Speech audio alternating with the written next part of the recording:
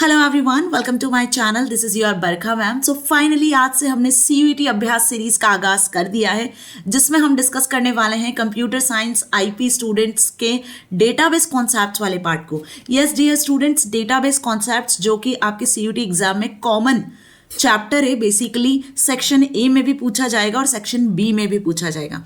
तो database concept से related questions आपके सीयूईटी एग्जाम में आपसे पूछे जाएंगे। अब आज बेसिकली हम इस सेशन में डेटाबेस कॉन्सेप्ट्स को थोरोली समझने वाले हैं कि बेसिकली इसका लॉजिक क्या है, होता क्या है, इसमें कौन कौन से टॉपिक्स आपके चैप्टर्स में इंक्लूड किए गए हैं। अब क्लास 12th में जितना आपने पढ़ा है उतना ही आपसे सीयूईटी एग्जाम में पूछा जाएगा। तो जितने भी स्टूडेंट्स फिलहाल इस चीज़ को लेकर कंफ्यूज्ड है कि मैम सिलेबस क्या होगा, तो सिलेबस वाला वीडियो मैंने बना दिया है, लिंक आपको डिस्क्रिप्शन में मिल जाएगा। तो आज हम क्या करने वाले हैं, तैयारी करने वाले हैं अपनी जीत की, जिसके अकॉर्डिंग आप अपने सीयूईटी एग्जाम को फोड़ कर आ सकते हो। डेटाबेस कॉन्सेप्ट से रिलेटेड जितने भी क्वेश्चंस आएंगे उनको आप सॉल्व करके आ सकते हो। सो बेसिकली आज हम इसका कॉन्सेप्ट समझेंगे और बहुत जल्द मैं आपको इसके एमसीक्यू की वीडियो भी प्रोवाइड करने वाली हूँ। सो चलिए without going any delay let's start this session, जिसमें हम डिस्कस करने वाले हैं डेटाबेस कॉन्सेप्ट से related topics. So first of all आपने देखा होगा डेटाबेस रिलेटेड है किससे, डेटा से। तो आपको पहले तो ये पता होना चाहिए कि डेटा होता क्या है ना। Data means what, data is the information that can be interpreted and used by the computers. Obvious आप देख रहे हो आजकल हर किसी एप्लीकेशन सॉफ्टवेयर के थ्रू कितना बिग बल्क में डेटा क्रिएट हो रहा है। चाहे आप कोई भी एप्लीकेशन यूज़ करो या आप कहीं भी जाओ, आप हॉस्पिटल जाते हो तो वहाँ पेशेंट्स का डेटा होता है। आप यदि सोशल मीडिया का यूज़ करते हो तो वहाँ पर वेराइटी ऑफ डेटा, कमेंट्स के फॉर्मेट में, ऑडियो वीडियो के फॉर्मेट में, इमेजेस के फॉर्मेट में डेटा कलेक्ट होता है। आप कहीं शॉपिंग मॉल में जाते हो तो वहाँ कस्टमर्स का डेटा होता है। आपके स्कूल में रहते हो तो आप स्टूडेंट से, टीचर से रिलेटेड डेटा होता है। तो हम कहीं भी जाते हैं तो वहाँ डेटा कलेक्ट होता है जिसे मेंटेन किया जाता है। Now it is a collection of facts such as numbers, words, measurements, observations and even just descriptions of the things. अब इसमें होता क्या है बेसिकली, तो यदि हम बात करें डेटा की, तो डेटा में कुछ फैक्ट्स होते हैं, नंबर्स होते हैं, कैरेक्टर्स होते हैं, वर्ड्स होते हैं, कुछ मेजरमेंट्स होते हैं जो ऑब्जर्वेशन आप करते हो, है ना, कुछ डिस्क्रिप्शंस होते हैं थिंग्स के, रिमार्क्स के फॉर्मेट में। मीन्स डिफरेंट टाइप का डेटा, वैरायटी ऑफ डेटा यदि देखा जाए तो आजकल क्रिएट हो रहा है, जिसमें audio, video, textual, graphics, variety of data include किया जा रहा है।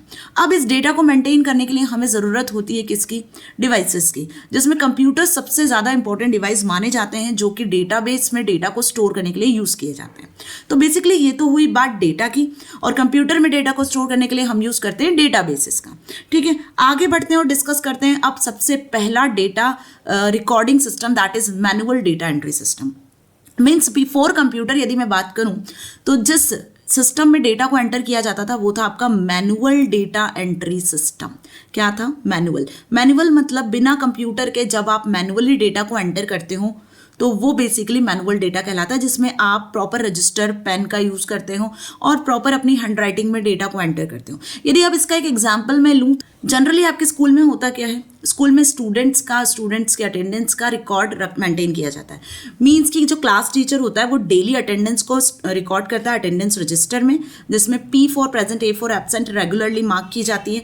हर वर्किंग डे पर आप यदि आते हो स्कूल तो प्रेजेंट मार्क किया जाता है, नहीं आते हो तो एब्सेंट मार्क किया जाता है। सपोज हम ये माने कि क्लास में जो स्टूडेंट की स्ट्रेंथ है वो 50 स्टूडेंट्स हैं और टोटल वर्किंग डेज जो हो रहे हैं किसी एक मंथ में वो 26 हो रहे हैं। तो टीचर को रिकॉर्ड मेंटेन करने की जरूरत पड़ती है। मैनुअली वो 50 into 26 रिकॉर्ड्स को रजिस्टर में हर मंथ मेंटेन करते हैं। So as the volume of data increases, अब ऐसा तो है नहीं कि एक ही महीना स्कूल लगता है, पूरे 12 मंथ आपका स्कूल लगता है, 10 मंथ तो लगता है ना। तो कितना ज़्यादा इंक्रीज वे में डेटा क्रिएट होता है और उसे मैनुअली एंटर करना पड़ता है रजिस्टर में 1 by 1। तो कहीं ना कहीं ये थोड़ा सा टेडियस जॉब हो जाता है। मतलब यहाँ पे मैनुअल रिकॉर्ड सिस्टम के कुछ लिमिटेशंस होते हैं, कुछ डिसएडवांटेज होते हैं। क्या होते हैं बेसिकली, यदि हम डिसएडवांटेज की बात करें तो हर एक स्टूडेंट की जो डिटेल होती है वो रजिस्टर में मेंटेन करना पड़ता है। सपोज आप क्लास 11th में थे, 11th से 12th में आए तो पूरे name, numbers, roll numbers, everything will be promoted to next page. तो अब आपको नेक्स्ट पेज में सारी चीज़ें लिखनी है। हो सकता है लिखते टाइम आपसे कुछ मिस्टेक हो जाए, स्पेलिंग मिस्टेक हो जाए या किसी स्टूडेंट का रिकॉर्ड स्किप हो जाए। तो बेसिकली ये कुछ मिस्टेक्स होती है जब हम हैंड रिटन मैनुअली डेटा को एंटर कर रहे होते हैं। ठीक है, वहीं पे हो सकता है कि आपका रजिस्टर लॉस हो जाए, किसी रीज़न से आपको रजिस्टर नहीं मिल रहा है तो आपके पास से सारा डेटा लॉस्ट हो सकता है ना। Now enormous calculation will consolidating attendance record manually. अब यहाँ पे कैलकुलेशन भी आपको करना होता है। At the end of the month आपका ओवरऑल मंथ का अटेंडेंस कितना रहा, कितने स्टूडेंट्स एब्सेंट रहे, कितने प्रेजेंट रहे, है ना, ऐसे कुछ कैलकुलेशन भी आपको मैनुअली ही करने होते हैं। तो basically this all are the limitations of manual record keeping system. और इन्हीं सारे प्रॉब्लम्स को ओवरकम करने के लिए हम किसका यूज़ करते हैं, हम यूज़ करने लगे कंप्यूटराइज सिस्टम का, जिसमें फाइल सिस्टम ने अपनी सबसे पहले जगह ली। तो मैनुअल रिकॉर्ड सिस्टम के क्या लिमिटेशंस थे और जिसे ओवरकम करने के लिए हम फाइल सिस्टम का यूज़ कर रहे हैं।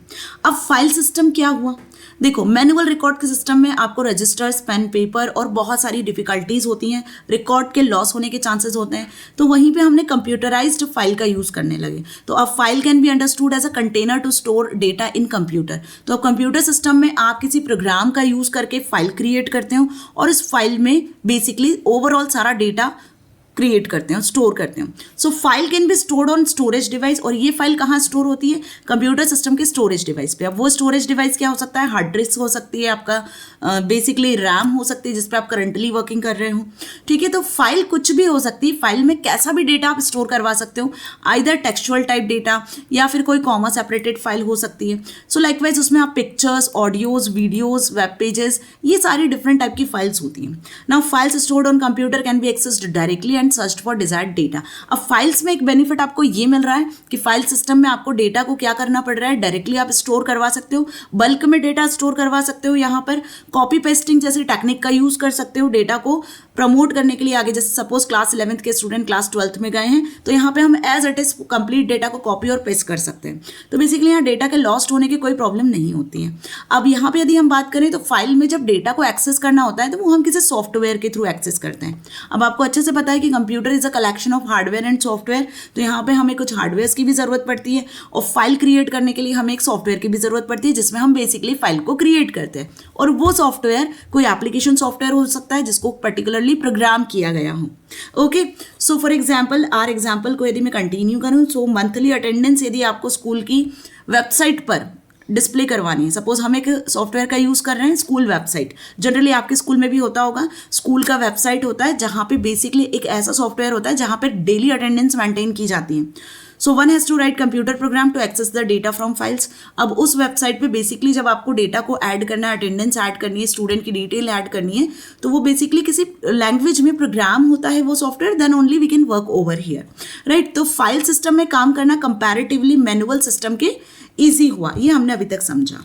अब यहाँ पे दो फाइल्स का मैं जिक्र कर रही हूँ, जिसमें पहली फाइल है student file maintained by office staff, मतलब स्कूल का जो ऑफिस स्टाफ है वो स्टूडेंट फाइल मेंटेन करता है। फाइल को ध्यान से देखना है आपको, जिसमें कुछ स्टूडेंट्स है, 6 स्टूडेंट्स है, अथर्व, डेजी, तलीम, जॉन, आली और मनिका।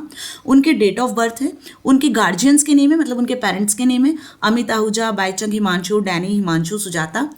गार्जियन के phone numbers are here and guardian के एड्रेसेस आर हियर। तो ये बेसिकली एक ऑफिस स्टाफ ने स्टूडेंट की फाइल मेंटेन किया हुआ है फाइल सिस्टम पे। अगली फाइल की तरफ चलते हैं, तो यहाँ आप देखोगे अटेंडेंस फाइल मेंटेन की जा रही है क्लास टीचर के थ्रू।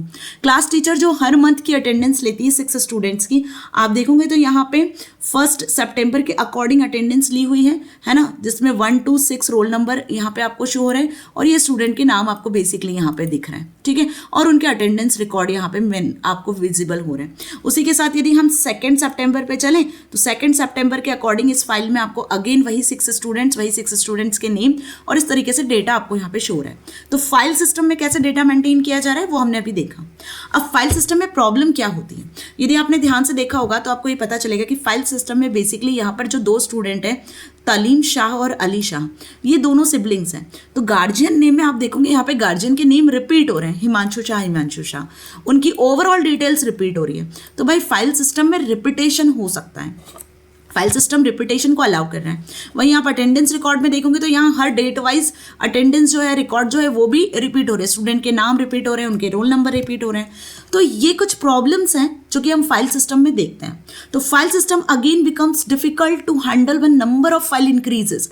यदि नंबर ऑफ फाइल बढ़ती जाती है, क्योंकि डेटा बढ़ता है, कम नहीं होता है, तो नंबर ऑफ फाइल यदि बढ़ती जाती है, डेटा का वॉल्यूम ग्रो करता है, तो at that time file system में भी प्रॉब्लम्स ऑकर होती है। तो इसके ना कुछ लिमिटेशंस होते हैं, मतलब बात करूं मैं फर्स्ट लिमिटेशन की, that is difficulty in excess files. File system में बेसिकली ऐसा कोई भी स्पेशल मैकेनिज्म या ऐसा कोई भी टेक्निक नहीं होता है जिससे आप डेटा को सर्च कर सकते हो। मीन्स यदि किसी फाइल में थाउजेंड्स ऑफ रिकॉर्ड स्टोर किए गए हैं और उनमें से यदि आपको किसी पर्टिकुलर रिकॉर्ड को एक्सेस करना है तो यहाँ कोई भी स्पेशल मैकेनिज्म नहीं होगा, आपको सर्चिंग करनी पड़ेगी उस रिकॉर्ड को and then you will only get the data.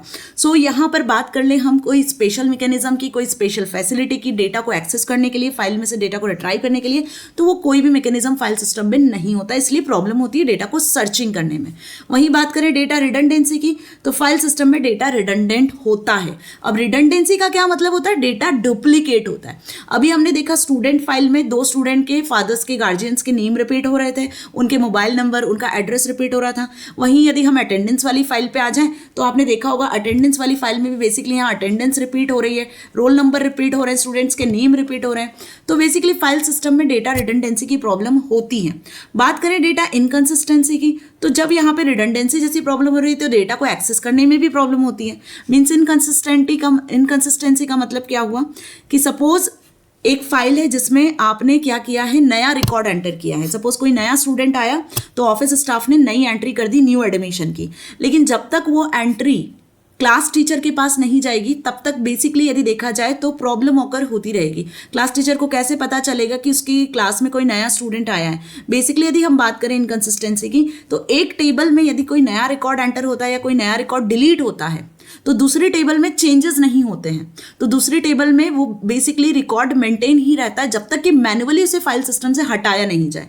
तो यहाँ पे इनकंसिस्टेंसी का मतलब यही समझ में आ रहा है कि दोनों टेबल आपस में क्या है, लिंक नहीं है। तो डेटा आइसोलेशन का मतलब यही होगा कि डेटा की मैपिंग नहीं हो रही है। यदि दोनों टेबल आपस में लिंक होती हैं, उनके बीच में रिलेशन होता है, तो हम क्या कह सकते हैं कि यहाँ पर डेटा में जो भी चेंजेस होते हैं, टेबल में जो भी चेंजेस होते हैं, तो वो रिफ्लेक्ट कर जाते हैं। आई बात समझ में? तो डेटा इनकंसिस्टेंसी मतलब difficulty in accessing data, and data isolation means what, कि डेटा के बीच में जो 2 टेबल है या 2 से ज़्यादा टेबल्स हैं उनके बीच में डेटा रिलेटेड नहीं है, किसी भी तरीके का कोई रिलेशनशिप या कोई मैपिंग नहीं है। Understand? Now data dependence means what, कि यहाँ पे आप जो भी फाइल्स क्रिएट करते हो वो किसी एक एप्लीकेशन सॉफ्टवेयर के अकॉर्डिंग डिपेंडेंट होती है। आप किसी और अदर सॉफ्टवेयर पे उसको एक्सेस नहीं कर सकते हो, है ना। टेबल का जो डेटा होता है वो डिपेंड करता है किसी एक ही फाइल पर, उसी के फॉर्मेट पर। तो हर एक फाइल का अपना फॉर्मेट होता है, तो आप उसी के अकॉर्डिंग उसे एक्सेस कर सकते हो। So that's why we can say कि डेटा डिपेंडेंसी बनी रहती है फाइल सिस्टम में। और कंट्रोल्ड डेटा शेयरिंग, यदि मल्टीपल यूजर्स काम कर रहे हैं या मल्टीपल यूजर्स काम करना चाहते हैं किसी एक फाइल सिस्टम पर, तो यहाँ पर डेटा शेयरिंग कंट्रोल्ड रहती है। मीन्स ऑफिस स्टाफ के हाथ में कोई फाइल है तो उसमें चेंजेस वही कर सकता है, यदि पेरेंट्स या टीचर उस ऑफिस स्टाफ वाली फाइल में काम करना चाहते हैं तो नहीं कर सकते हैं। तो यहाँ पे जो डेटा की शेयरिंग होती है वो रेस्ट्रिक्टेड होती है, वो कंट्रोल्ड होती है। तो ये जो बेसिकली हमने डिस्कस की, ये सारे फाइल सिस्टम के डिसएडवांटेजेस हैं या लिमिटेशंस हैं, और इन्हें ओवरकम किसने किया है? इन्हें ओवरकम करने के लिए हम डिस्कस करेंगे अब डेटाबेस मैनेजमेंट सिस्टम को। तो बेसिकली डेटाबेस मैनेजमेंट सिस्टम में जितने भी लिमिटेशंस आपने फाइल सिस्टम के देखे ना, वो सारे ओवरकम किए हुए हैं बाय स्टोरिंग डेटा इन डेटाबेसेस। तो अब फाइल सिस्टम की प्लेसेस पर हम डेटाबेसेस में क्या यूज करते हैं? डेटाबेसेस को यूज करते हो, जहां पे डेटा कैसे स्टोर किया जाता है? ऑर्गेनाइज्ड वे में, रिलेटेड वे में, मतलब जितने भी यहाँ पर डेटाबेसेस क्रिएट होते हैं उनमें जितने भी टेबल्स होती हैं, बेसिकली वो टेबल्स आपस में ऑर्गेनाइज्ड होती हैं और एक दूसरे से डेटा रिलेटेड होता है, जिससे आप डेटा को इजी वे में, एफिशिएंट वे में मैनेज कर सकते हो। तो फाइल सिस्टम में फाइल्स आप क्रिएट करते हो, एक एप्लीकेशन सॉफ्टवेयर रेस्ट्रिक्ट होता है जिसके थ्रू आप बेसिकली फाइल क्रिएट कर सकते हो। लेकिन डेटाबेस मैनेजमेंट सिस्टम में हम डेटाबेस क्रिएट करते हैं और उसके अंदर हम फाइल नहीं क्रिएट करते, उसके अंदर हम टेबल्स क्रिएट करते हैं, और उन टेबल्स में जो डेटा होता है वो आपस में रिलेटेड होता है, ठीक है, जिसकी वजह से ये सारे प्रॉब्लम्स जो हमने फाइल सिस्टम के देखे वो ओवरकम हो जाते हैं। तो अब बेसिकली यदि डेटाबेस की डेफिनेशन पूछी जाती है, इससे रिलेटेड कोई एमसीक्यू आता है, तो आप क्या लिख कर आओगे? ध्यान से समझना, ये इंपॉर्टेंट है। अ डेटाबेस मैनेजमेंट सिस्टम और डीबीएमएस, इसे इन शॉर्ट डीबीएमएस कहते हैं, इसका फुल फॉर्म भी आपसे पूछा जाता है। In short is a software that can be use to create and manage database, जो कि डेटाबेस को क्रिएट और मैनेज करने के लिए यूज किया जाता है। It uses to create a database, store, manage, update और retrieve data from the database और any application program। यहाँ पे basically data को retrieve करना, store करना, manage करना, update करना, modify करना, ये सब easy होता है।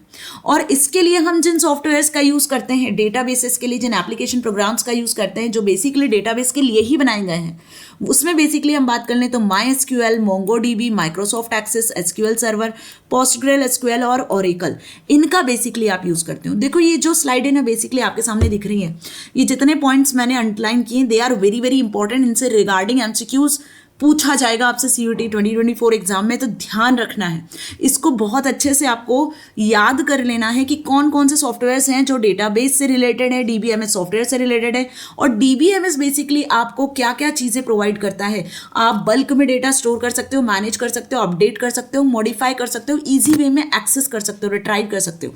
ये सारी फैसिलिटी जो आपको फाइल सिस्टम नहीं दे रहा था, है ना। फाइल सिस्टम में बेसिकली आपका कॉपी पेस्टिंग का काम ईजी हो जाता है, आपका मैनुअल वर्क काफ़ी हद तक कम हो जाता है।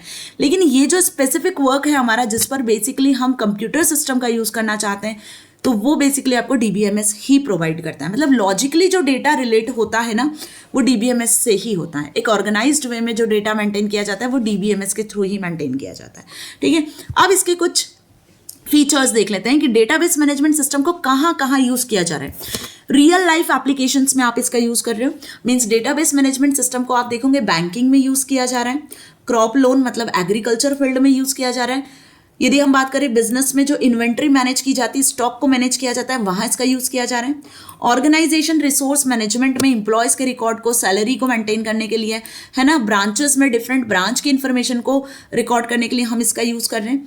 वहीं बात कर लें ऑनलाइन शॉपिंग में, तो डिफरेंट वेबसाइट्स आजकल मार्केट में अवेलेबल है। यूजर की लॉगिन डिटेल से लेकर क्या आइटम उन्होंने परचेज किया, क्या प्रेफरेंस डिटेल्स है, उनसे रिलेटेड इन्फॉर्मेशन को मेंटेन करने के लिए। तो हर एक फील्ड में आजकल डेटाबेसेस का यूज किया जा रहा है, क्योंकि हर एक फील्ड में बल्क में डेटा मेंटेन होता है, क्रिएट होता है। ये तो बेसिकली कुछ इंपॉर्टेंट से एप्लीकेशन एरियाज जहां पर इसका सबसे ज्यादा यूज हो रहा है वो मैंने मेंशन किए हुए। अदरवाइज आप और भी एप्लीकेशन एरियाज है जिनके बारे में लिखकर आ सकते हो, ठीक है। कोई क्वेश्चन आया तो टिक मार्क करके आ सकते हो। Now file system to DBMS। अब फाइल सिस्टम से DBMS को आप कैसे रिलेट करोगे, किस तरीके से फाइल सिस्टम में जो दो फाइल्स अभी हमने देखी उसे आप DBMS में, डेटाबेस मैनेजमेंट सिस्टम में कन्वर्ट कर सकते हो। तो फाइल सिस्टम के दो हमने फाइल्स देखे थे, कौन कौन से, एक स्टूडेंट फाइल और एक अटेंडेंस फाइल। तो अब यदि आप इसको DBMS में, डेटाबेसेस में कन्वर्ट करते हो, टेबुलर फॉर्मेट में कन्वर्ट करते हो, तो यहाँ पे हमने उसे 3 फाइल में कन्वर्ट कर दिया है, स्टूडेंट, गार्जियन एंड अटेंडेंस। तो आप देखोगे स्टूडेंट फाइल में बेसिकली हमने कॉलम्स ऐड कर लिए, roll number, student name, date of birth और गार्जियन ID। और एक गार्जियन नाम की नई बेसिकली हमने एक फाइल क्रिएट की है या टेबल क्रिएट की है, जिसमें गार्जियन ID, गार्जियन नेम, उनका फोन और एड्रेस लिखा हुआ है। अब इन दो टेबल को सेपरेट करने से क्या होगा, इन दो टेबल को सेपरेट करने से बेसिकली जो रिकॉर्ड रिपीट हो रहे थे, गार्जियन के आईडीज रिपीट हो रहे थे, गार्जियन के नेम रिपीट हो रहे थे, उनके फोन नंबर, एड्रेस रिपीट हो रहे थे, वो रिपीटेशन नहीं होगा। अटेंडेंस डेटा हमने अलग कर दिया अटेंडेंस टेबल के अकॉर्डिंग।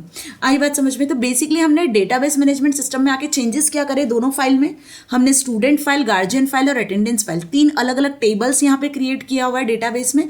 और इन तीनों टेबल के बीच में अब हम रिलेशनशिप को एग्जिस्ट करवाएंगे कि रिलेशनशिप कैसे एग्जिस्ट करेंगे, जिसके थ्रू एक टेबल में यदि चेंजेस होगा तो वो दूसरी टेबल में भी रिफ्लेक्ट करेगा। और डेटा रिडंडेंसी किस तरीके से रिमूव हो रही है वो आप देख ही रहे हो। यहाँ पे हमने स्टूडेंट टेबल को 2 टेबल में डिवाइड कर दिया, स्टूडेंट और गार्जियन टेबल, ये ध्यान रखना है, जिससे गार्जियन के नेम जो हो रहे थे, एड्रेस, फोन नंबर, वो अब रिपीट नहीं होंगे। तो बेसिकली इस तरीके से हम क्या करते हैं, डेटाबेस मैनेजमेंट सिस्टम में फाइल्स को, डेटा को क्या कर सकते हैं, सेपरेट कर सकते हैं अलग अलग टेबल्स के फॉर्मेट में, ठीक है। तो अब यहाँ पे यदि आप देखोगे स्टूडेंट टेबल को, जो पहले टेबल है उसमें स्टूडेंट के रोल नंबर है, स्टूडेंट के नेम है, उनकी डेट ऑफ बर्थ है और गार्जियन आईडी यहाँ पर ऐड कर दिया है। अब यहाँ पे किसी भी स्टूडेंट का नाम रिपीट नहीं हो रहा है, डेट ऑफ बर्थ रिपीट नहीं हो रही है, और गार्जियन के जो आईडीज हैं वो बेसिकली यहाँ लिखे हुए आ रहे हैं। तो हर एक स्टूडेंट का गार्जियन आईडी आपको यहाँ पे दिखेगा, ना कि गार्जियन का नेम, उनकी डिटेल, क्योंकि इसके लिए हमने एक सेपरेट टेबल बना दी, दैट इज गार्जियन टेबल, जिसमें अब गार्जियन के आईडी, उनके name, phone number, address show हो रहा है। तो अब यहाँ कहीं पे भी आपको गार्जियन के आईडीज या नेम या फोन नंबर भी रिपीटेड नहीं दिख रहे हैं। इसी तरीके से अटेंडेंस टेबल आपकी सेम एज इट इज यहाँ पे दिख रही है, जिसमें बेसिकली स्टूडेंट के नेम हमने यहाँ से हटा दिए, स्टूडेंट की नेम की प्लेस पे अब आपको रोल नंबर्स दिख रहे हैं, उनके स्टेटस दिख रहे हैं और अलग अलग डेट के अकॉर्डिंग उनकी अटेंडेंस शो हो रही है। ओके, तो बेसिकली हमने क्या किया यहाँ पर, डेटाबेस में आके जो फाइल थी आपकी उन दो फाइल को हमने 3 अलग अलग टेबल्स में डिस्ट्रीब्यूट कर दिया, जिससे डेटा रिडंडेंसी की प्रॉब्लम तो काफी हद तक कम हो गई। अब यदि डेटाबेस के कुछ की कॉन्सेप्ट्स की मैं बात करूं कि डेटाबेस में एक्चुअली डेटा को मैनेज कैसे किया जाता है, ये जो data isolation, data redundancy, data inconsistency, जो फाइल सिस्टम के लिमिटेशंस थे उनको ओवरकम कैसे किया जा रहा है, क्या इसके बेसिकली की कॉन्सेप्ट्स हैं, क्योंकि इनसे रिलेटेड क्वेश्चन CUET में आपसे MCQs में 110% पूछेंगे। तो भाई सबसे पहला जो की पॉइंट है विच इज डेटाबेस स्कीमा। बहुत ध्यान से समझना। डेटाबेस स्कीमा, स्कीमा का मतलब क्या होता है? Basically structure. Structure means what, कि डेटाबेस में जो किसी टेबल में डेटा को मैनेज किया जा रहा है तो उसका होल स्ट्रक्चर कैसा होगा, उसका डिजाइन कैसा होगा। तो बेसिकली जब भी आप कोई टेबल क्रिएट करते हो, कोई डेटाबेस क्रिएट करते हो, तो फर्स्ट ऑफ ऑल आप उसका डिजाइन क्रिएट करते हो, मीन्स उसका स्केलेटन, उसका स्ट्रक्चर क्रिएट करते हो कि उस टेबल में क्या क्या क्या क्या फील्ड्स होंगी, कौन कौन से कॉलम नेम आप लेने वाले हो, हर एक कॉलम में किस तरीके का डेटा, किस टाइप ऑफ डेटा को आप स्टोर करोगे, और दो टेबल के बीच में रिलेशनशिप कैसे स्टैब्लिश करने वाले हो। तो ये बेसिकली जो लॉजिकल और जो विजुअल आर्किटेक्चर होता है ना किसी भी डेटाबेस का, वो बेसिकली डेटाबेस स्कीमा कहलाता है। तो डेटाबेस स्कीमा का मतलब क्या हो गया? Design of database. जैसे फॉर एग्जांपल किसी भी बिल्डिंग को खड़ी करने के लिए, बिल्डिंग बनाने के लिए हम पहले उसका डिजाइन, उसका लेआउट बनाते हैं ना, बिल्कुल वैसे ही आप एक मैप, एक स्ट्रक्चर क्रिएट करते हो किसी भी डेटाबेस को क्रिएट करने के लिए, that is called database schema. अब ये जो बेसिकली डायग्राम आपको यहाँ दिख रहा है ना, ये उसके स्ट्रक्चर को शो कर रहा है। मीन्स यहाँ पे देखो टीचर और ऑफिस स्टाफ, ये बेसिकली क्या होगा? ये यूजर्स हो गए जिन्हें हम एंड यूजर के नाम से जानते हैं, जो डेटाबेस को एक्सेस करेंगे, डेटा को एक्सेस करेंगे, उसको रिट्राइव करेंगे, उसमें डेटा को चेंज कर सकते हैं, मैनिपुलेट कर सकते हैं।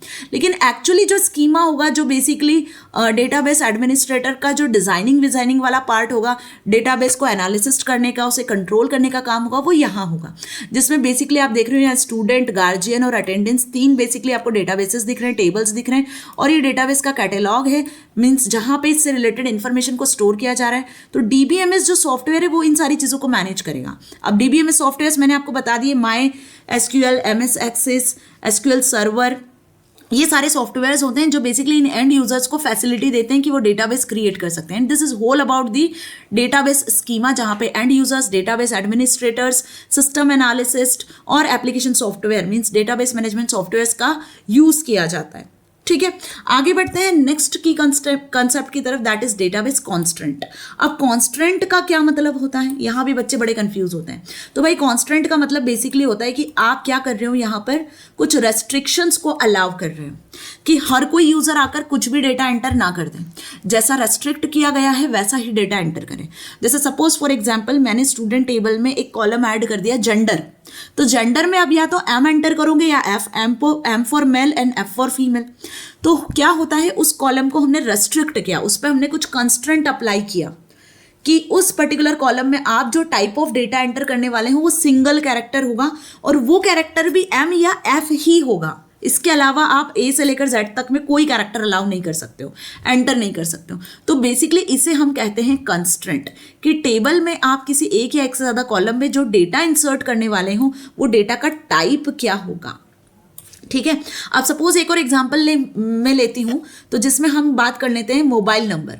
तो कॉन्टैक्ट नंबर यदि आप एंटर करते हो तो कॉन्टैक्ट नंबर आपका 10 डिजिट का ही होता है। तो आपने एक रेस्ट्रिक्शन लगा दिया उस कॉन्टैक्ट नंबर वाले कॉलम पर, मोबाइल नंबर वाले कॉलम पर आपने रेस्ट्रिक्शन लगा दिया कि 10 डिजिट से ज़्यादा का नंबर आप एंटर नहीं कर सकते हो, और उस कॉलम में जो भी एंटर करोगे तो वो इंटीजर वैल्यू ही होगी, कोई अल्फाबेट भी नहीं एंटर कर सकते हो आप, नॉन नेगेटिव नंबर आप एंटर नहीं कर सकते हो। So these are the restrictions, these are the rules that we apply on tables, on databases, जिसकी वजह से डेटाबेसेस में डेटा को एक्सेस करना ईजी होता है, डेटा रिडंडेंसी कम होती है, और कहीं ना कहीं इन्हीं रेस्ट्रिक्शन की वजह से आपका डेटा सिक्योर रहता है। मतलब डेटा कुछ भी डमी या कुछ भी वॉग टाइप डेटा कोई भी यूजर एंटर नहीं कर सकता है, क्योंकि हमने उस पर कुछ रेस्ट्रिक्शंस लगाए हुए हैं। बिल्कुल वैसे जैसे आप स्कूल में जाते हो तो आप डिसिप्लिन में रहते हो, क्योंकि आपके सामने कुछ रेस्ट्रिक्शंस होते हैं कि आपको प्रॉपर यूनिफॉर्म में जाना है, आपको सीधे एंटर अपनी क्लास में ही करना है, असेंबली टाइम पे असेंबली में जाना है, लंच टाइम पे ही लंच करना है। तो जो रेस्ट्रिक्शंस आपके डिसिप्लिन को मेंटेन करने के लिए स्कूल क्लास में होते हैं, जो रूल्स रेगुलेशंस होते हैं, वही रूल्स रेगुलेशंस हम डेटा बेसिस में डेटा कंस्ट्रेंट्स के फॉर्मेट में अप्लाई कर देते हैं। अब यहाँ पे एक नॉट नल और यूनिक कंस्ट्रेंट भी होता है। अब इसका क्या मतलब होता है, बहुत सी बार आप डेटाबेस में नल कंस्ट्रेंट को सुनोगे, नल वैल्यूज के बारे में सुनोगे, तो भाई ये वेरी वेरी इंपॉर्टेंट कंस्ट्रेंट है कि डेटाबेस में किसी कॉलम की वैल्यू को एंटर करना कंपलसरी है, उसको आप ब्लैंक नहीं छोड़ सकते हो। नल मीन्स व्हाट, ब्लैंक। तो जब आप किसी कॉलम की में कोई वैल्यू एंटर नहीं करते हो तो वो नल वैल्यू कहलाती है कि आपने वहाँ ब्लैंक लिखा हुआ है। तो यदि आप किसी कॉलम की वैल्यू में ये नॉट नल कंस्ट्रेंट को अप्लाई करते हो तो उस कॉलम की वैल्यू आपको मस्ट एंटर करनी होगी, वो उसे आप ब्लैंक नहीं छोड़ सकते हो। और यूनिक कंस्ट्रेंट का मतलब क्या होता है, यूनिक कंस्ट्रेंट का मतलब यदि हम बेसिकली बात करें तो किसी भी कॉलम की वैल्यू रिपीट नहीं होना चाहिए। ये यूनिक कंस्ट्रेंट रिपीटेशन को अलाउ नहीं करता है, यूनिक वैल्यू ही आपको एंटर करना है। फॉर एग्जाम्पल रोल नंबर की यदि मैं बात करूँ तो हर एक स्टूडेंट का रोल नंबर अलग अलग होता है, डिफरेंट होता है, यूनिक होता है, जिससे उससे हम आइडेंटिफाई कर सकते हैं ना। ID number, roll number, enrolment number, ये सभी जो होते हैं वो बेसिकली यूनिकली आइडेंटिफाई करते हैं। तो अब सपोज किसी स्टूडेंट ने, दो स्टूडेंट ने सेम रोल नंबर एंटर कर दिया, तो जब तक आपने ये कंस्ट्रेंट नहीं अप्लाई किया है, ये रेस्ट्रिक्शन नहीं लगाया है, तो वो अलाउ कर देगा। लेकिन जैसे ही आपने ये रेस्ट्रिक्शन लगाया तो वो रोल नंबर एंटर नहीं होगा जो डुप्लीकेट होगा। हर एक स्टूडेंट को यूनिक रोल नंबर ही एंटर करना होगा। तो आई बात समझ में। डेटा कंस्ट्रेंट अपने आप में बहुत ही इंपॉर्टेंट की कॉन्सेप्ट है जो कि डेटा बेसिस में होता है, जिसकी वजह से डेटा की यूनिकनेस बनी रहती है। बेसिकली बात करें तो रिडंडेंसी यहाँ पर डेटाबेस के की कॉन्सेप्ट्स के थ्रू ही जाती है। ठीक है, आगे बात करते हैं मेटा डेटा और डेटा डिक्शनरी के बारे में। इसका नाम भी आपने बहुत सी बार सुना होगा। मेटा डेटा का मतलब होता है डेटा अबाउट डेटा। अब जैसे किसी कॉलम में आप एंटर कर रहे हो रोल नंबर, तो रोल नंबर किस टाइप का होगा? नंबर टाइप का होगा, या कैरेक्टर टाइप का होगा, या कैरेक्टर नंबर, दोनों उसमें इंक्लूड होगा। या फिर आपने सपोज एंटर किया फोन नंबर, तो फोन नंबर में भी बेसिकली बात करें तो नंबर ही टाइप का डेटा आपको एंटर करना है। तो आप किसी कॉलम के बारे में जब इंफॉर्मेशन दे रहे हो तो वो डेटा अबाउट डेटा होता है। जैसे फॉर एग्जांपल मैंने एक स्टूडेंट का नाम लिया रोहित शर्मा, तो अब रोहित शर्मा मैंने सिर्फ अभी स्टूडेंट का नाम बताया। अब रोहित शर्मा का एड्रेस क्या है, उसके फादर्स का नेम क्या है, उसके मदर्स का नेम क्या है, रोहित शर्मा में कितने लेटर्स यूज हो रहे हैं उसके नेम में, किसी कॉलम में आप एंटर करोगे तो कितने लेटर्स होंगे वहाँ पे, तो उसकी जो फर्दर डिटेल है वो पर्टिकुलरली हम बात कर रहे हैं किसी स्टूडेंट की फर्दर जो डिटेल्स होती है, उसके बारे में जो इन्फॉर्मेशन होती है, वो मेटा डेटा कहलाती है। तो किसी कॉलम में आपने कुछ एंटर किया है, अब उस कॉलम का क्या साइज होगा, उस कॉलम का क्या डेटा टाइप होगा, उसमें कैसी वैल्यू आपको एंटर करनी है, कितना डेटा वो कंटेन कर सकता है, ये उसका मेटा डेटा कहलाता है। ठीक है, तो मेटा डेटा, डेटा डिक्शनरी वो पार्ट होता है बेसिकली जहां पे आप डेटा की इंफॉर्मेशन, डेटा का डिस्क्रिप्शन ऐड करते हो। This is called Meta data. Okay, now data instance मतलब जब आप टेबल में डेटा को इंसर्ट कर रहे हो, this is called data instance, मतलब डेटा की स्टेट। सपोज आपने डेटाबेस ओपन किया और अब आपने वहां पे डेटा कुछ एंटर किया, तो आप क्या कर रहे हो, यहाँ पे इंसर्शन कर रहे हो, तो वो इंसर्शन स्टेट होगी। आप किसी स्टूडेंट का फोन नंबर बदल रहे हो, चेंज कर रहे हो, तो मैनिपुलेशन कर रहे हो, आप मॉडिफिकेशन स्टेट में काम कर रहे हो, है ना। आप कुछ रिकॉर्ड डिलीट कर रहे हो तो आप डिलीशन परफॉर्म कर रहे हो। तो ये सभी अलग अलग स्टेट होती है जिसमें यूजर्स डेटा में, डेटाबेस में चेंजेस करते हैं, कुछ नई वैल्यूज को एंटर करते हैं। So there are many instances, many states in which we change the data into the databases. Okay, so suppose first of all जब आप डेटाबेस को क्रिएट करते हो तो क्या इंस्टेंस होता है, उसका एम्प्टी इंस्टेंस होता है। जब आप रिकॉर्ड को एंटर करने लगते हो तो डेटाबेस आपका लोड होता है, उसमें आप डेटा को एंटर कर रहे हो तो इंसर्शन स्टेट में आता है। फिर मैनिपुलेशन कर सकते हो, आप डिलीशन कर सकते हो। तो अलग अलग स्टेट होती है डेटाबेस में डेटा की, जिसके थ्रू आप उसमें मेंटेनेंस कर सकते हो, जिसे डेटाबेस इंस्टेंस कहते हैं। Now we discuss about the query. अब जो ये अपडेशन, डिलीशन, अपडेशन, मैनिपुलेशन की जिसकी मैंने बात किया, तो इसके लिए हम यूज़ क्या करते हैं? क्या हम डायरेक्ट जाकर काम कर लेते हैं? बिल्कुल नहीं। इसके लिए आप डेटाबेसेस में एक स्पेशल कॉन्सेप्ट का यूज़ करते हो, दैट इज क्वेरीज। डेटाबेस में बिना क्वेरी के आप कोई भी काम नहीं कर सकते हो। मीन्स क्वेरी क्या होता है? बेसिकली क्वेरी एक रिक्वेस्ट होता है जो डेटाबेस से हम करते हैं। यदि आपको डेटा को एक्सेस करना है तो आपको क्वेरी लिखना होगी। यदि आपको डेटाबेस में डेटा में कुछ चेंजेस करना है तो क्वेरी लिखना होगी। यदि आपको अपडेशन करना है, मैनिपुलेशन करना है, whatever the work you want to do in databases, तो हमें उसके लिए क्वेरी लिखनी होती है। और ये क्वेरी लिखने के लिए हमें एक स्पेशल लैंग्वेज की यूज़ करना होता है जिसे हम स्ट्रक्चर्ड क्वेरी लैंग्वेज कहते हैं। मीन्स जैसे मैं आपसे बात कर रही हूँ हिंदी और इंग्लिश लैंग्वेज में, आप समझ पा रहे हो, बिल्कुल वैसी डेटाबेस जिस लैंग्वेज को समझता है वो स्ट्रक्चर्ड क्वेरी लैंग्वेज होती है। वो उसकी अपनी लैंग्वेज होती है जिसमें हम क्वेरी लिखते हैं, जो बेसिकली हम नेक्स्ट चैप्टर में डिस्कस करेंगे। एसक्यूएल नाम का एक और टॉपिक है जो आपकी सीयूईटी एग्जाम में आपसे पूछा जा रहा है, जिसके बेसिस पर क्वेश्चंस आपके बनते हैं, उसे हम नेक्स्ट वीडियो में डिस्कस करेंगे डिटेल में, उसके एमसीक्यूज को भी डिस्कस करेंगे। तो क्वेरी एक की कॉन्सेप्ट होता है जिसके बेसिस पर आप डेटाबेस को एक्सेस कर सकते हो। Now what is data manipulation? Data manipulation का मतलब क्या होता है? जब आप डेटाबेस में डेटा को मॉडिफाई कर रहे होते हो, बेसिकली इसे हम डेटा मैनिपुलेशन कहते हैं। इसमें आपका इंसर्शन, डिलीशन, अपडेशन सारे ऑपरेशंस इंक्लूड होते हैं। सपोज रिजवान नाम का कोई नया स्टूडेंट आया है जिसने अभी अभी स्कूल को ज्वाइन किया है, तो आप क्या करोगे? इसकी जो एंट्री है वो स्टूडेंट टेबल में भी करोगे, एज वेल एज उसके गार्जियन टेबल में भी उसकी डिटेल को एंटर करोगे। अब गार्जियन आईडी से स्टूडेंट और गार्जियन टेबल कनेक्टेड है, तो जैसे ही स्टूडेंट टेबल में कुछ भी अपडेशन, डिलीशन होते हैं तो गार्जियन टेबल में भी होंगे, क्योंकि हमने इन रिकॉर्ड्स को क्या किया हुआ है, इन दोनों टेबल्स को कनेक्ट किया हुआ है। ठीक है, सो बेसिकली यहाँ पे डिफरेंट ऑपरेशंस होते हैं. इंसर्शन ऑपरेशन जिसमें आप रिकॉर्ड को एंटर करते हो, वहीं डिलीशन भी कर सकते हो, मैनिपुलेशन भी कर सकते हो. ठीक है, तो ये बेसिकली मैनिपुलेशन में इंक्लूड होता है. Insertion, deletion, updation is included in data manipulation. Okay, now database engine is the another की कॉन्सेप्ट. अब डेटाबेस इंजन क्या होता है? जो ओवरऑल होल डेटाबेस प्रोग्राम को मेंटेन करता है. जितनी भी क्वेरीज होती हैं, जो भी डेटा आप रिट्राइव करते हो, मैनिपुलेट करते हो, इसे हैंडल कौन करता है? एक ओवरऑल बेसिकली यहाँ पे एक सॉफ्टवेयर होता है जिसे हम डेटाबेस इंजन कहते हैं. वो बेसिकली यहाँ पे ओवरऑल प्रोग्राम को, हर एक यूजर के ऑपरेशन को हैंडल करने का काम करता है. ठीक है, बिल्कुल वैसे जैसे आपके घर में आपके पेरेंट्स हैंडल करते हैं सारे टास्क को, सारी चीज़ों को, वैसे यहाँ डेटाबेस इंजन होता है जो ओवरऑल सारी चीज़ों को मेंटेन करता है. अब बात कर लेते हैं हम नेक्स्ट यहाँ पर रिलेशनल डेटा मॉडल की. देखो, डेटाबेस को मैनेज करने के लिए ना डिफरेंट मॉडल्स होते हैं. ठीक है, जैसे हायरार्किकल मॉडल होता है, नेटवर्क मॉडल होता है, ऑब्जेक्ट ओरिएंटेड मॉडल होता है, एंटिटी रिलेशनशिप मॉडल होता है. ये सारे डिफरेंट डेटा को मेंटेन करने के लिए मॉडल्स होते हैं. लेकिन डीबीएमएस में जिस मॉडल की हम बात करेंगे, जिसमें हम डेटा को मेंटेन करेंगे, वो एकमात्र इकलौता मॉडल होता है, that is relational data model, जो सबसे ज़्यादा पॉपुलर है और सबसे ज़्यादा यूज़ किया जाता है. In relational model tables are created. जैसे फाइल सिस्टम में फाइल्स क्रिएट करते हो, इन रिलेशनल डेटा मॉडल हम यहाँ पर फाइल की जगह पर टेबल्स क्रिएट करते हैं. अब टेबल्स क्या होते हैं? कुछ इस तरीके का टेबुलर स्ट्रक्चर होता है जिसमें बेसिकली रो और कॉलम के फॉर्मेट में डेटा स्टोर किया जाता है. ध्यान रखना, इस तरीके का जो स्ट्रक्चर होता है ना, बेसिकली ये रिलेशन कहलाता है, ये टेबल कहलाता है, जहाँ पे पहले आप कुछ कॉलम के नाम एंटर करते हो, फिर उसके बाद उनकी डिटेल को एंटर करते हो. ठीक है, तो ये जो स्ट्रक्चर है क्या कहला रहा है? ये बेसिकली आपका रिलेशनल मॉडल कहलाता है, जिसमें टेबल को हम क्या कहते हैं? रिलेशन कहते हैं, जिसमें आप डिफरेंट कॉलम्स में, रोज में डेटा को स्टोर कर सकते हो. मल्टीपल कॉलम्स होते हैं और हर एक कॉलम की जो वैल्यू होती है वो यूनिक होती है. हर एक कॉलम को हम किसी नाम से जानते हैं. जैसे सपोज यहाँ स्टूडेंट का नाम एंटर करोगे तो यहाँ नीचे आप स्टूडेंट नेम एंटर कर पाओगे. हर एक स्टूडेंट के नेम को आप एस नेम से, स्टूडेंट नेम से एंटर कर पाओगे. रोल नंबर एंटर करोगे तो रोल नंबर से आप हर एक कॉलम की वैल्यू को एक्सेस कर पाओगे. सो रिलेशनल मॉडल में हम टेबल्स क्रिएट करते हैं जिन्हें हम रिलेशंस कहते हैं. अब ये रिलेशंस बेसिकली किस तरीके से होते हैं, इसका एग्जांपल जो हम प्रीवियस एग्जांपल से यदि ले तो स्टूडेंट टेबल, अटेंडेंस टेबल और गार्जियन टेबल, 3 टेबल हमने क्रिएट किया था. इन तीनों के बीच में बेसिकली हम यहाँ रिलेशन एग्जिस्ट करवाते हैं. यदि आप देखोगे तो गार्जियन टेबल में भी गार्जियन आईडी है, स्टूडेंट टेबल में भी गार्जियन आईडी है. तो ये जो दोनों टेबल हैं ये आपस में रिलेट कैसे कर रही हैं? इस गार्जियन आईडी वाले कॉलम से रिलेट कर रही हैं. मतलब स्टूडेंट टेबल में जो भी चेंजेस होंगे वो गार्जियन टेबल में भी हो जाएंगे. कैसे हो जाएंगे? बिकॉज यहाँ पे ये जो एक कॉलम है ना, दोनों में कॉमन है और इसकी वजह से ये दोनों टेबल आपस में लिंक है.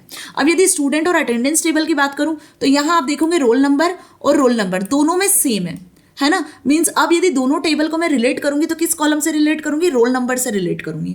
अब स्टूडेंट टेबल के रोल नंबर के अकॉर्डिंग कोई नया स्टूडेंट आप ऐड करते हो या डिलीट करते हो तो वो ऑटोमेटिकली यहाँ अटेंडेंस रिकॉर्ड में भी चेंजेस होंगे, जो कि फाइल सिस्टम में नहीं थे, जो डीबीएमएस आपको प्रोवाइड कर रहा है. तो डेटा कंसिस्टेंसी, डेटा रिडंडेंसी और basically data inconsistency, data redundancy, data isolation, ये सारी जो प्रॉब्लम्स फाइल सिस्टम में थी ना, वो सब यहाँ पर आकर रिलेशनल मॉडल ने ओवरकम कर दी है. क्योंकि यहाँ पे हम डेटा को मैप कर पा रहे हैं, 2 से ज़्यादा टेबल्स के बीच में रिलेशनशिप को एग्जिस्ट करवा पा रहे हैं. तो इसी से काफ़ी हद तक सारी प्रॉब्लम सॉल्व हो जा रही है. और डेटा कंस्ट्रेंट की मदद से क्या हो रहा है? डेटा कंस्ट्रेंट की मदद से डेटा का डुप्लीकेशन भी हट रहा है और आप सही डेटा मेंटेन कर पा रहे हो, है ना. तो यदि हम गार्जियन टेबल की बात करें तो आप देखो गार्जियन टेबल में गार्जियन आईडीज़ हैं, पेरेंट्स के, गार्जियंस के नेम है, उनके फ़ोन नंबर है, उनके एड्रेसेस हैं, राइट. तो ये एक टेबल मैंने यहाँ एग्जांपल लिया हुआ है जिसमें आप देखोगे guardian ID, guardian name, guardian phone, guardian addresses, ये कॉलम्स हो गए. और कॉलम्स को हम किस नाम से जानते हैं? रिलेशनल डेटा मॉडल में एट्रीब्यूट्स के नाम से जानते हैं. इस टेबल में कितने कॉलम्स आपको दिख रहे हैं? 4 कॉलम्स. तो इस पर्टिकुलर टेबल की डिग्री क्या होगी? टेबल की डिग्री, इस रिलेशन की डिग्री कहलाती है 4. जितने नंबर ऑफ कॉलम्स होंगे उतने नंबर ऑफ डिग्रीज की कैलकुलेट होगी. तो क्या डिग्री कैलकुलेट हो रही है? 4. ये भी आपसे एमसीक्यूज में पूछते हैं कि टेबल में नंबर ऑफ कॉलम्स को क्या कहते हैं? टेबल की डिग्री कहते हैं. ओके, तो डिग्री क्या है इस पर्टिकुलर टेबल की? 4. यदि 5 नंबर ऑफ कॉलम्स होंगे तो 5 डिग्री हो जाएगी, 2 नंबर ऑफ कॉलम्स होंगे तो 2 डिग्री हो जाएगी. तो degree means number of columns, जिन्हें हम एट्रीब्यूट्स के नाम से भी जानते हैं. अब ये जो अमिता, हिजरा, बाईचंग, हिमांशु, डैनी, सुजाता, ये जो स्टूडेंट्स की डिटेल आपको दिख रही है ना, ये बेसिकली टपल्स कहलाती हैं। हर एक कंप्लीट रो, जैसे मैं सुजाता पी की बात करूं तो ये जो सिलेक्टेड आपको ब्लैक कलर की रो दिख रही है, ये बेसिकली इस रो को हम क्या कहते हैं, टपल कहते हैं। तो हर एक रो को हम रिकॉर्ड, रो और टपल कहते हैं। हर एक कॉलम को हम एट्रीब्यूट या फील्ड या कॉलम कहते हैं। अब ये जितनी नंबर ऑफ रोज आपको यहाँ दिख रही है 1 2 3 4 5, तो इन्हें हम किस नाम से जानते हैं, इन्हें हम कार्डिनलिटी के नाम से जानते हैं। मतलब नंबर ऑफ रोज, टपल्स और records are 5 in the guardian table. कितनी रो रिकॉर्ड हैं, 5 रो रिकॉर्ड हैं यहाँ पर। तो रोज को कार्डिनलिटीज कहते हैं और कॉलम्स को डिग्री कहते हैं। ठीक है, तो अब ये जो रिलेशन है बेसिकली क्या है, ये रिलेशन एक टेबल है जिसमें हमने कुछ वैल्यूज को स्टोर किया हुआ है, ओके, जिसमें कॉलम्स को डिग्री और बेसिकली रो को टपल्स कहा जाता है, कार्डिनलिटी कहा जाता है। तो एट्रीब्यूट क्या कहलाते हैं, जो कि टेबल के कैरेक्टरिस्टिक्स को शो करते हैं, जिसमें बेसिकली देखा जाए तो guardian ID, guardian name, phone, addresses, ये गार्जियन रिलेशन के कॉलम्स हो गए। ठीक है, इन कॉलम्स में हम वैल्यूज को एंटर करते हैं। हर एक जो रो होती है, हर एक जो रिकॉर्ड होता है उसे हम टपल के नाम से जानते हैं। n कॉलम्स होते हैं तो उसके अकॉर्डिंग मल्टीपल n रिलेटेड रोज टेबल में एग्जिस्ट करती हैं। ठीक है, तो एट्रीब्यूट और टपल में कंफ्यूज नहीं होना है। डोमेन क्या होता है, एक कॉलम की जो वैल्यू कहलाती है, set of values in each and individual column basically क्या कहलाता है, डोमेन कहलाता है। जैसे यदि स्टूडेंट रिलेशन की मैं बात करूं तो रोल नंबर वाले कॉलम में जितने भी रोल नंबर हैं उनमें कितने इंटीजर वैल्यूज है वो बेसिकली क्या कहलाएंगे, वो बेसिकली आपके डोमेन कहलाएंगे। तो हर एक जो कॉलम की वैल्यू होती है ना, हर एक कॉलम की जो वैल्यू होती है वो उसका डोमेन कहलाता है। यदि डिग्री की बात करूं तो डिग्री का मतलब अब आपको क्लियर है कि नंबर ऑफ एट्रीब्यूट, जितने नंबर ऑफ एट्रीब्यूट आपके पर्टिकुलर टेबल में एग्जिस्ट कर रहे हैं वो सारे नंबर ऑफ एट्रीब्यूट को काउंट करके आप उस टेबल का डिग्री कहते हैं। जैसे गार्जियन टेबल में 4 एट्रीब्यूट्स है, so we can say the degree of guardian table is 4। वही कार्डिनलिटी की यदि हम बात करें तो कार्डिनलिटी मतलब number of records exist in a table, कितनी नंबर ऑफ टपल्स है, कितने नंबर ऑफ रिकॉर्ड टेबल में एग्जिस्ट करते हैं। जैसे गार्जियन टेबल में 5 रोज थे, 5 रिकॉर्ड्स थे, 5 गार्जियन की डिटेल्स थी, तो नंबर ऑफ कार्डिनलिटी या नंबर ऑफ रोज या रिकॉर्ड्स की हम बात करेंगे तो वो 5 होगी। तो cardinality means number of rose and degree means number of columns, ये चीज आपको ध्यान रखना है। And this most important topic जो सबसे ज्यादा आपसे एमसीक्यूज के फॉर्मेट में पूछा जाता है, that is keys in relational DBMS. Keys क्या होती हैं, देखो there are different type of keys available in relational model. जैसे मैं बात करूं तो कीज की जरूरत क्यों हुई, पहले कीज की नीड भी हम समझ लें। तो जितनी भी रो होती है टेबल में वो रोज डिस्टिंक्ट होना चाहिए। देखो हर एक रो में डेटा रिपीट नहीं करना चाहिए। सपोज यदि मैंने राम शर्मा नाम के किसी स्टूडेंट की डिटेल एंटर किया तो जब मैं दोबारा राम शर्मा नाम के स्टूडेंट की डिटेल एंटर करती हूँ तो वहां पे मुझे एरर शो होना चाहिए कि आप डुप्लीकेट एंट्री नहीं कर सकते हो, क्योंकि डेटाबेस में डुप्लीकेशन को अलाउ नहीं किया जाता है। तो कैसे अलाउ नहीं किया जाता है, इसके लिए बेसिकली हम यहाँ पर कुछ कीज का यूज करते हैं। ठीक है, या फिर मैं सपोज रोल नंबर लिखना भूल जाती हूँ या रोल नंबर वाला कॉलम ब्लैंक रहता है तो यहाँ पे टेबल में यूनिक वैल्यू ही आपको एंटर करना है, ब्लैंक नहीं छोड़ सकते हो आप किसी कॉलम को। तो ये जो रेस्ट्रिक्शन है वो हम किसके थ्रू अप्लाई करते हैं, डीबीएमएस में कीज के थ्रू अप्लाई करते हैं। ठीक है, तो डेटा डुप्लीकेशन, डेटा की यूनिकनेस जो होती है, बेसिकली यूनिक डेटा एंटर हो, रिपीट ना हो, डेटा रिडंडेंसी ना हो, इसके लिए हम यहाँ पर रिलेशनल डेटाबेस में कीज का यूज करते हैं। तो जितने भी रेस्ट्रिक्शंस और जितने भी कंस्ट्रेंट आपको अप्लाई करने होते हैं ना वो कीज के फॉर्मेट में ही हम रिलेशन पे अप्लाई करते हैं। अब कितने टाइप की कीज होती हैं वो समझ लेते हैं। तो यहाँ पे रेस्ट्रिक्शंस को यदि आपको स्पेसिफाई करना है, कंस्ट्रेंट को यदि आपको स्पेसिफाई करना है तो आप कैंडिडेट की, प्राइमरी की, कॉम्पोजिट की और फॉरेन की के फॉर्मेट में स्पेसिफाई कर सकते हो। इनके नाम आपने सुने होंगे, क्लास 12th में पढ़ा भी होगा, कोई प्रॉब्लम नहीं है। यदि तब डाउट रह जाता है तो आपका डाउट आज यहाँ क्लियर हो जाएगा। ठीक है, वन बाय वन हम इन की को समझते हैं। देखो कैंडिडेट की क्या होती है, सपोज आपकी सीयूईटी एग्जाम के लिए मिलियंस ऑफ कैंडिडेट्स ने अप्लाई किया है ना, क्योंकि इतने स्टूडेंट्स हैं जो सपोज 24 ईयर में 23-24 ईयर को पास आउट करके क्लास 12th से अब कॉलेज के लिए एलिजिबल हुए हैं। तो कितने कैंडिडेट्स हैं भाई, मिलियंस में कैंडिडेट्स हैं जो बेसिकली सीयूईटी एग्जाम के लिए एलिजिबल है। अब उन कैंडिडेट्स को हम क्या कहेंगे, कैंडिडेट्स ही कहेंगे ऑब्वियस। ऐसे टेबल में जितने कॉलम्स आप क्रिएट करते हो, टेबल में जितने भी कॉलम्स आप क्रिएट करते हो वो सभी कैंडिडेट कहलाते हैं। सपोज गार्जियन टेबल में आपने 4 कॉलम्स क्रिएट करे, guardian ID, guardian phone, guardian name और गार्जियन एड्रेस, कॉन्टैक्ट नंबर, तो ये सारे कैंडिडेट्स हो गए। लेकिन अब इनमें कैंडिडेट की बनने के लिए कितने रेडी हैं, मीन सपोज कि मिलियंस स्टूडेंट्स ने सीयूईटी के लिए अप्लाई किया है। अब उन मिलियंस स्टूडेंट्स में सपोज 1000 ऐसे स्टूडेंट्स हैं जो बेसिकली सिलेक्ट हुए हैं दिल्ली यूनिवर्सिटी के लिए। तो दे आर द कैंडिडेट्स जो कि दिल्ली यूनिवर्सिटी के लिए सिलेक्ट हुए हैं। अब उनमें से भी कुछ ऐसे कैंडिडेट्स होंगे जो जिनका वेरिफिकेशन रॉन्ग होगा, जिनके वेरिफिकेशन में डॉक्यूमेंट्स की कमी होगी या फर्दर कुछ चेंजेस करने होंगे, तो उनका एडमिशन रिजेक्ट हो सकता है। तो यहाँ पे कैंडिडेट की का मतलब समझ में आ रहा है आपको। A relation can have one or more candidate attribute that have distinct values. Any of attribute can be used to uniquely identify the tuple in a relation. Such attribute are called candidate keys, each of them candidates for the primary key. Means मैंने बताया millions of student ने CUET exam के लिए apply किया हुआ है, so they are the candidates. अब उनमें से 1000 कैंडिडेट्स को सिलेक्ट किया गया दिल्ली यूनिवर्सिटी के लिए, उनका बहुत अच्छा रिजल्ट आया। उन 1000 में से भी 100 को सिलेक्ट किया है ओनली फॉर एडमिशन, क्योंकि उन्हीं का वेरिफिकेशन, उन्हीं का वैलिडेशन सक्सेसफुली हुआ है। तो जो 100 है वो 100 बनेंगे कैंडिडेट की।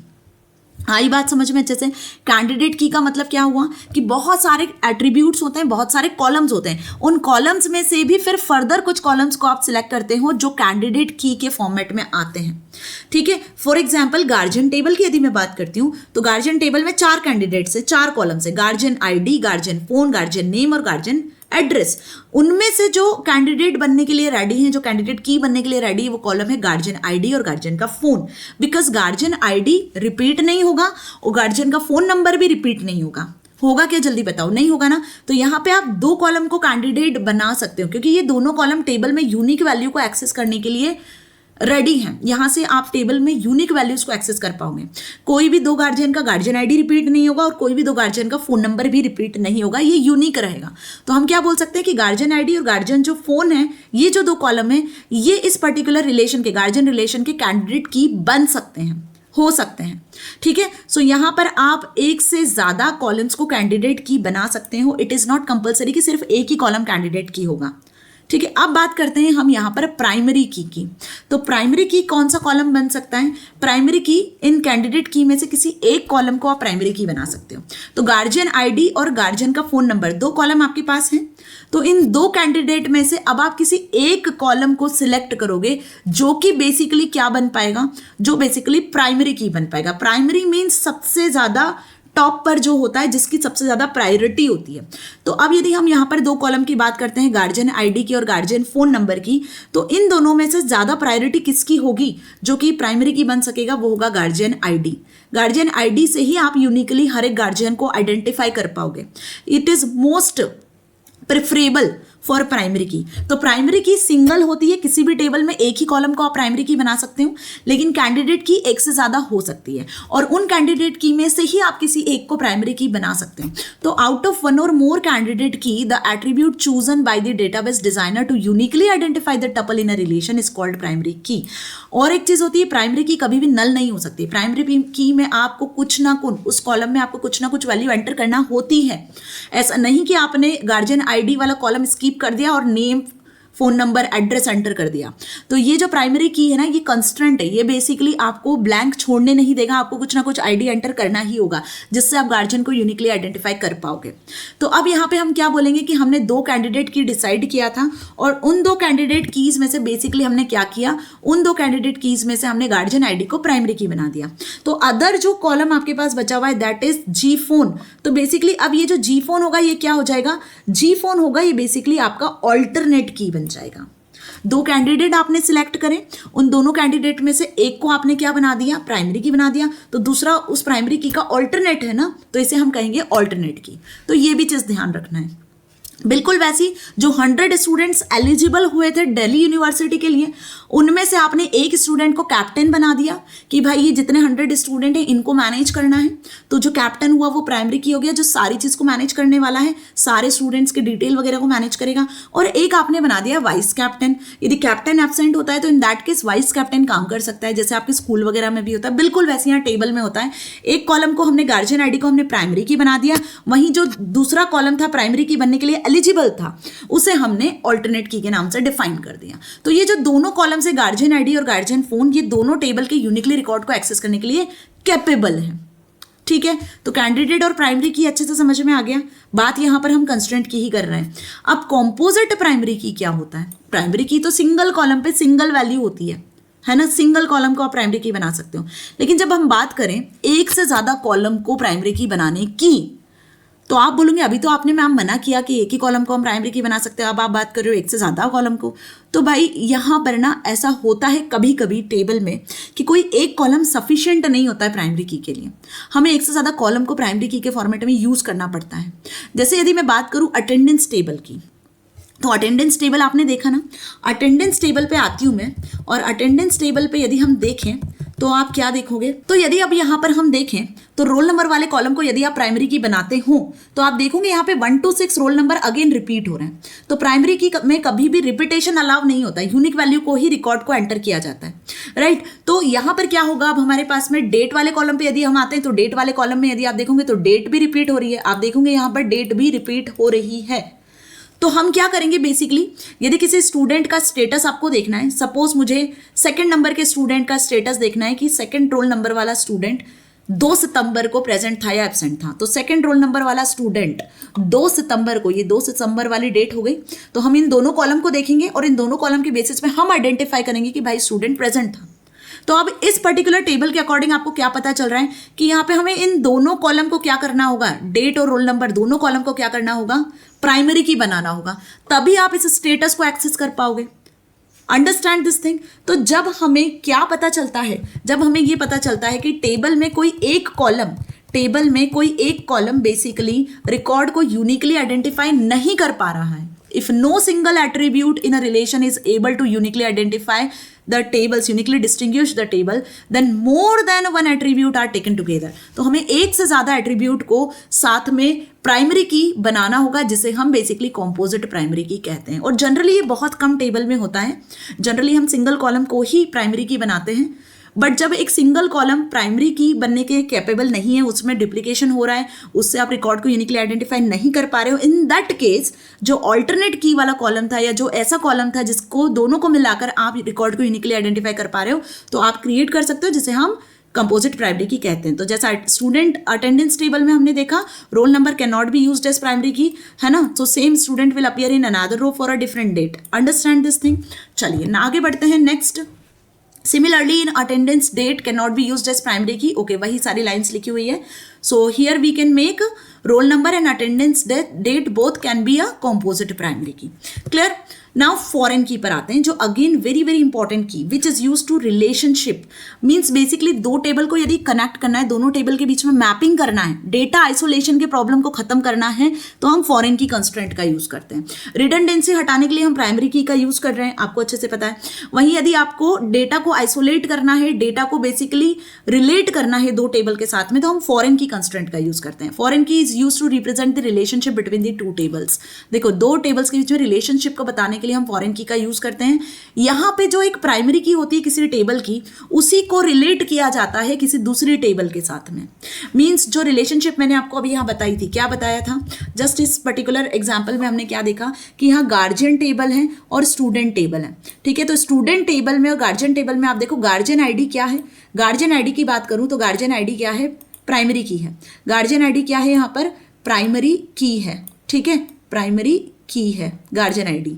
और यदि यहाँ पे बात करूँ स्टूडेंट टेबल में, तो स्टूडेंट टेबल में भी आपको गार्जियन आईडी दिख रहा है, तो स्टूडेंट टेबल में गार्जियन आईडी क्या हो जाएगा, फॉरेन की बन जाएगा। क्या बन जाएगा, फॉरेन की। आई बात समझ में अच्छे से कि दो टेबल के बीच में गार्जियन आईडी से ही हमने रिलेशन एस्टैब्लिश किया। ये दोनों टेबल रिलेट कैसे कर रही है, गार्जियन आईडी से ही। तो गार्जियन आईडी यदि गार्जियन टेबल का प्राइमरी की है, तो स्टूडेंट टेबल में वही सेम गार्जियन आईडी क्या बन जाएगा, फॉरेन की। मतलब किसी एक टेबल के प्राइमरी की को किसी दूसरे टेबल में यूज करते हो आप, किसी एक टेबल के कॉलम को जो कि प्राइमरी की है उसको किसी दूसरे टेबल में यूज कर रहे होते हो, तो वो उस दूसरे टेबल के लिए फॉरेन की बन जाता है। सिमिलरली यदि मैं बात करूं स्टूडेंट टेबल की, तो हमें पता है कि स्टूडेंट टेबल में जो रोल नंबर वाला कॉलम है वो बेसिकली क्या है, प्राइमरी की है। रोल नंबर वाला कॉलम क्या है, प्राइमरी की है। ये जो रोल नंबर वाला कॉलम है ये प्राइमरी की है स्टूडेंट टेबल के लिए। ठीक है, तो यदि मैं बात करूं अटेंडेंस टेबल की, तो अटेंडेंस टेबल में रोल नंबर वाला कॉलम क्या बन जाएगा, अब फॉरेन की बन जाएगा। तो स्टूडेंट टेबल का प्राइमरी की वाला कॉलम अटेंडेंस टेबल में हमने यूज किया है, तो यहाँ पे वो एज ए फॉरेन की यूज होगा। तो ऐसे ये दोनों टेबल आपस में रिलेट करेंगी। मतलब अब किसी रोल नंबर में यहाँ पे चेंज होता है तो वो यहाँ भी रिफ्लेक्ट करेगा, उसके अटेंडेंस में भी रिफ्लेक्ट करेगा, जिससे मैपिंग का इशू नहीं आएगा, जिससे कोई भी प्रॉब्लम क्रिएट नहीं होगी। सो इस तरीके से हम टू टेबल्स के बीच में रिलेशनशिप एग्जिस्ट कर पा रहे हैं, किसकी मदद से, फॉरेन की कॉन्सेप्ट की मदद से. So this means that any attribute of a relation which is used to refer content from another relation becomes foreign key if it refers to the primary key. और ये भी ध्यान रखना, कोई टेबल का प्राइमरी की वाला कॉलम ही foreign की बन सकता है, कोई और पर्टिकुलर कॉलम को आप फॉरेन की नहीं बना सकते हो. जब किसी एक टेबल का प्राइमरी की होगा वही दूसरे टेबल में फॉरेन की बनेगा. फॉरेन की वैल्यू नल हो सकती है बट प्राइमरी की वैल्यू नल नहीं हो सकती है, ये भी ध्यान रखना. Foreign key can take null values, foreign key में आप नल वैल्यूज को एक्सेप्ट कर सकते हो but primary key can't be null values. Primary key में आपको वैल्यू एंटर करना कंपलसरी होता है. सो यदि हम यहाँ पे बात करें तो प्राइमरी की और बेसिकली फॉरेन की के थ्रू ही आप दो टेबल को रिलेट कर सकते हो. So two foreign keys in student attendance database schema diagram where the foreign keys displayed as the direct arc originating from it. जैसे आपको यहाँ टेबल में दिख रहा है, ठीक है, कि रोल नंबर जो है वो अटेंडेंस टेबल का और स्टूडेंट टेबल का रिलेट कर रहा है फॉरेन की के थ्रू, और गार्जियन आईडी जो बेसिकली गार्जियन टेबल का है और स्टूडेंट टेबल का है वो भी रिलेट कर रहा है यहाँ पे फॉरेन की के थ्रू. ओके, सो होप आपको कीज भी यहाँ पर अच्छे से समझ में आई. सो डियर स्टूडेंट्स, यहाँ पर ये सेशन एंड होता है एंड होप आपको सारी चीजें अच्छे से क्लियर हुई है. नेक्स्ट सेशन में मैं इस पर्टिकुलर डेटाबेस कॉन्सेप्ट्स के एमसीक्यूज के साथ आप मिलने वाली हूं, जिसमें बेसिकली हम टॉप एमसीक्यूज को डिस्कस करेंगे जिसके थ्रू आपका एडमिशन पक्का हो जाने वाला है आपकी ड्रीम यूनिवर्सिटी में. मींस कि यहां पर हम वही सारे एमसीक्यूज डिस्कस करेंगे जिन टॉपिक्स को हमने यहाँ डिटेल में समझा है. तो यदि आपने क्लास 12th में पढ़ाई करी है या नहीं करी है, डोंट वरी, आपको मैं सारे वन शॉट वीडियोज भी प्रोवाइड करूंगी और इसी के साथ मैं आपको एमसीक्यूज भी प्रोवाइड करूंगी. और फॉर मोर सच एमसीक्यूज और वीडियोज, यदि चैनल को अभी तक लाइक, शेयर या सब्सक्राइब नहीं किया है then what is your waiting for. Students, ज्यादा से ज्यादा लाइक, शेयर और सब्सक्राइब करो ताकि बाकी जो सीयूटी स्टूडेंट्स हैं उनकी भी हेल्प हो सके. Furthermore details you can access my YouTube channel as well as my Instagram channel. And मिलेंगे नेक्स्ट सेशन में. Till then stay happy. Thank you so much.